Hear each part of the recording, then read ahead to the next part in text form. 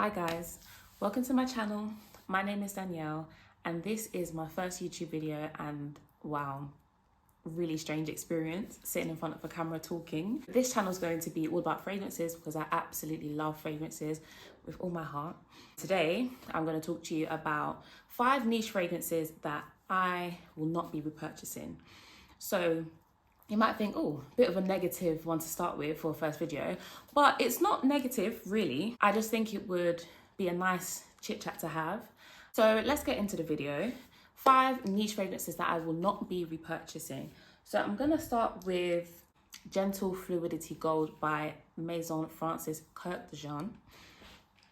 I've been thinking a lot about butchering names. I really hope that I pronounced that well, but Gentle Fluidity Gold. This was my first niche fragrance that I ever bought. And honestly, I would do anything to go back to the first moment that I smelled this fragrance. I think I bought a sample and you know, I opened I opened the package and I just could not believe what I smelled when I smelled it. I'd never smelled anything like it. You know, at the time, I've never really experienced niche before. This was just like, what on earth?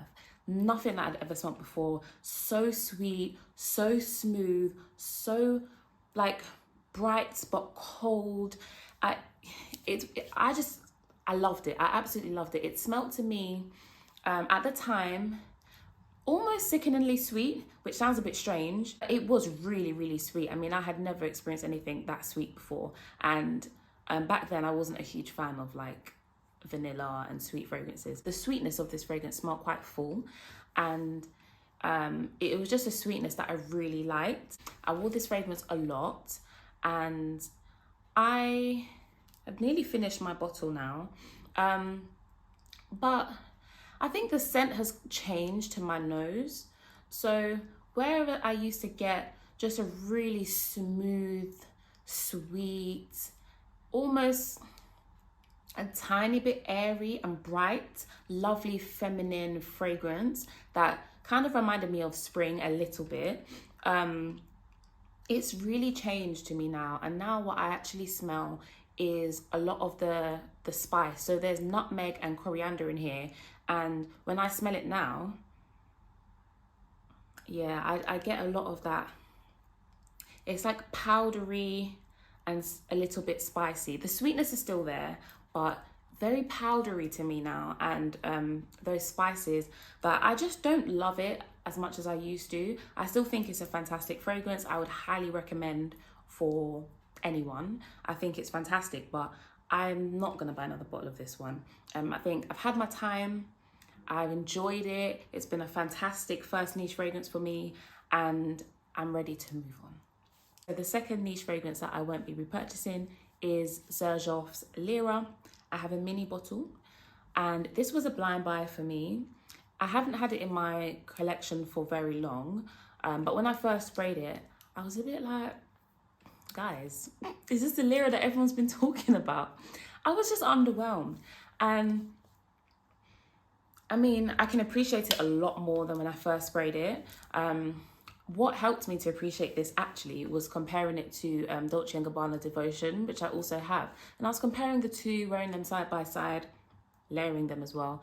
And I just thought, okay, I like this a lot more. I like the airiness, it's light. It's not too heavy. It's not too heavy, which I like. I like the way they did the vanilla in this. It's sweet, but it's not too sweet. The citrus is lovely. It's a lovely fragrance. I think it's fantastic. But I just find that I don't want to smell like this. I don't really wake up thinking, oh, I want to smell like citrus desserts. And I thought I would, because I do really appreciate gourmands. Like, I love a gourmand, but I don't know. I'm not in love with it. It's nice, but I definitely wouldn't be spending my money on this again. So there you go. So the second niche fragrance that I will not be repurchasing is Rosendo Mateu number 5. I have a bottle here, and this is finished.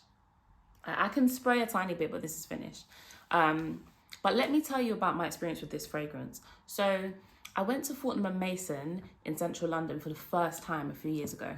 I didn't plan to buy anything, I don't think, I'm not sure. But I went in there and I was trying, you know, the Rosendo Mateu fragrances and quite a few Xerjoffs and some from other brands. And I came across this one. I think I had heard about it, so I thought, let me try it. And then I also tried number 6 as well. And I really liked them both. I was in that shop for so long, guys. I was in there for ages. Number 5 on the left, number 6 on the right, shop assistants helping me. And they said to me, do you know what? We think that number 5 suits your skin chemistry the most. So I said, all right, I'm gonna buy it. And I bought it. I was so happy with that purchase. First of all, I love the bottle. I'm a very simple girl. So this is my kind of bottle. I just love it. Classic, simple, you know, I love this bottle so much. It's one of my favorite bottles, and it feels really good. As for the fragrance, this became like my signature scent. Like I was wearing this every day. I was wearing it to work. I was wearing it all the time, and I adored it. There's something about it that smells, I mean, it's kind of changed to my nose now, but there's an underlying sweetness that is so gorgeous. And like the sillage of this, when you smell it in the air, it just smells, it's got a luxury quality to it that I had just not had in my collection at the time. That I just thought, yeah, I want to smell like this all the time. The sweetness is really toned down. It's really musky. It kind of has a, I don't know, it kind of smells like skin, that where someone has sprayed a nice fragrance, something just really pleasant, a bit floral and a tiny bit sweet, just nice, pleasant fragrance on someone that, you know, their body's really heating up. It kind of smells like that to me. Very, very musky. And I think it's gorgeous, but for some reason,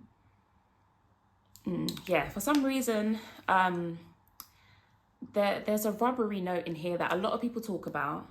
And that I smelled it before, but it wasn't that prominent to my nose. Whereas now, it's just too much. So it's kind of been ruined for me. I still think it's a fantastic fragrance. I think it's amazing. I would recommend it to anyone.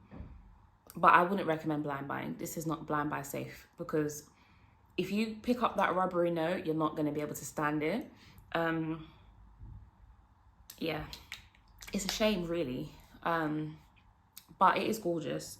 But I'm not going to buy this again. Fragrance number 3, that's not fragrance number 3. Fragrance number 4, that I will not be repurchasing, is Penhaligon's Cairo. So a lot of these bottles are quite empty. A lot of the time when I'm tired of a fragrance, I give it to my mum. My mum just likes anything strong. So as long as she will be smelt, she's happy with the fragrance, pretty much. I've never seen her say, oh, I don't like that. Like, she just wants to be smelled. I did give her number 5, and I also did give her Penhaligon's Cairo. I have a lot of respect for Cairo. It's a gorgeous fragrance. You know, at the time when I first bought this, I think this was a birthday gift a few years ago. When I first got it, I thought, oh my gosh, this is so like evening, elegant, special occasion. I didn't wear it much. And then I thought to myself, I don't want to just like not wear stuff. So I started wearing it a bit more. And I used to get this sort of chocolatey vibe from it. Which I'm not really someone that wants to smell like chocolate, but I thought this was gorgeous. You know, it's got rose, it's very woody, it's got patchouli in there. And I think it's got saffron. If it doesn't have saffron, it has a little bit of a saffron-y vibe, I'm not sure. But it does have that sort of saffron sharpness. I don't know if sharp is the word. For some reason, now when I smell this, it's just like patchouli. And I used to like patchouli. I used to be a huge fan of Coco Noir. Like, that was my signature scent. That got ruined for me by the patchouli. I can't do patchouli anymore. If I smell it, I don't want it. So fantastic fragrance. A really fantastic fragrance from Penhaligon's. There's like 3 fragrances that I just adore from Penhaligon's. This is or was one of them. Objectively fantastic, but for me, patchouli, can't do it anymore, so won't be buying another bottle. The last niche fragrance that I won't be repurchasing is Love Don't Be Shy by Kilian. this is a strange one. Let me know if any of you guys have experienced this with this fragrance. This fragrance was just leaking. I didn't know for a long time, but it was just leaking. And then like it's just ruined like the lid and just everything. It's just horrendous, absolutely horrendous. And I'm fuming because I paid full price for this one. And I don't know what happened. I don't know what happened. Someone told me on Instagram that I should like go to the store and tell them what's happened and whatnot. And I said, yeah, I'm gonna do it. And I just never did it. And I really should have, because I've just wasted the money that I spent on this fragrance. I bought it a few years ago and I loved it. I absolutely loved it. This might have been my second niche fragrance. I did absolutely love it. Gorgeous, really fluffy, sweet.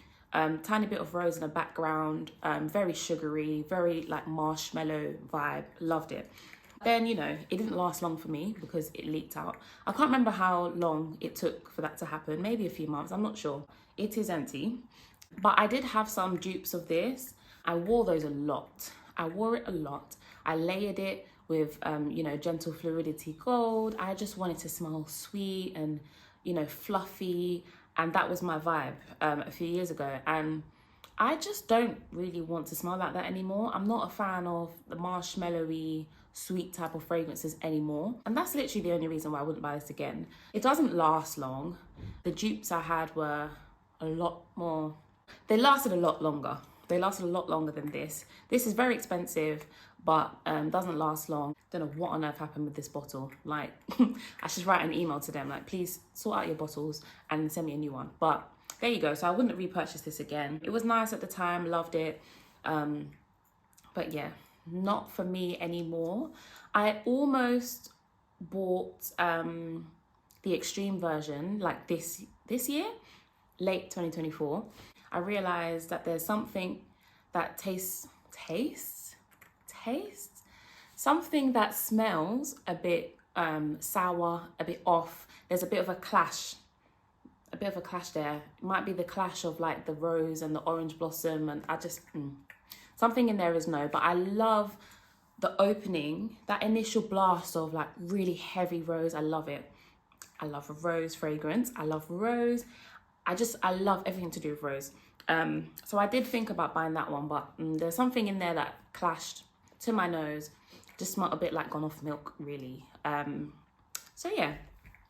So those are my 5 niche fragrances that I will not be repurchasing. I am very likely to do a video on the designer fragrances that I won't be repurchasing. I think I have like 6 or 7 of those, and possibly also a video on fragrances that I regret buying.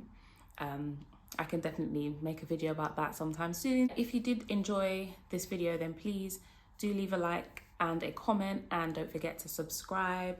I will have more content for you guys, I promise. I'm really looking forward to actually just posting and talking with you guys and just, you know, having discussions about fragrance, because that's what I love. I think that's it, guys. Take care.